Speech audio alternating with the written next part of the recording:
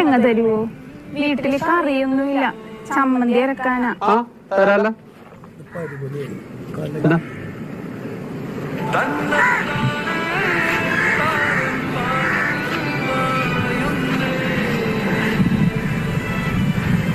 നീ ആരാടെ നാട്ടുകാർക്ക് മുഴുവൻ തേങ്ങ പെറുക്കി കൊടുക്കാൻ?